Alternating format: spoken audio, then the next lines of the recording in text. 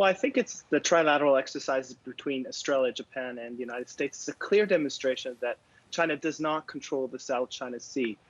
It's an indication that these three countries are pushing back against China's illegal claims in the South China Sea, and are trying to send the strongest message to partners within the region that the United States, Australia, and Japan are going to push as hard as possible to secure a rules-based order. And these exercises are going to continue, and I envision them enlarging to include other extra-regional countries as well.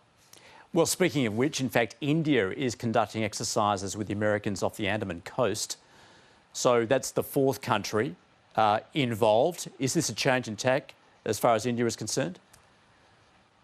Well, India is facing pressure from China on its northern border. We had the Chinese really move into Indian territory a few weeks ago, and of course there was an altercation and deaths.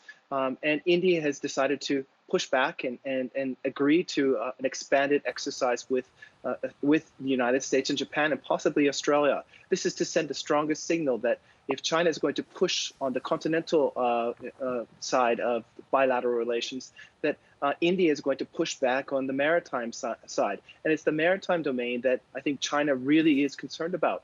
Those crucial sea lanes of communication that are essential arteries for the transport of energy resources, imports into China, as well as exports globally that keep the Chinese economy going.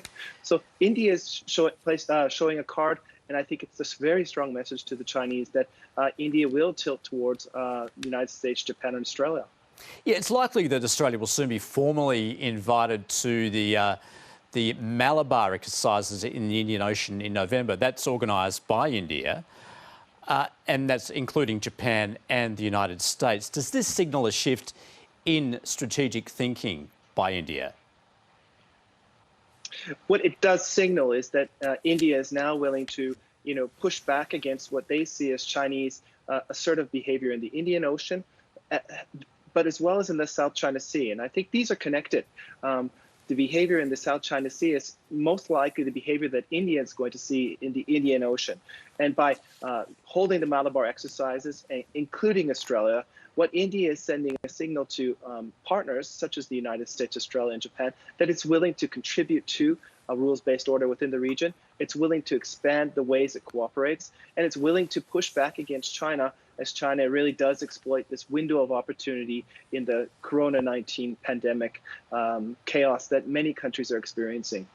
Senior Associate Professor Stephen Nagy, thanks for joining us. Thanks as always.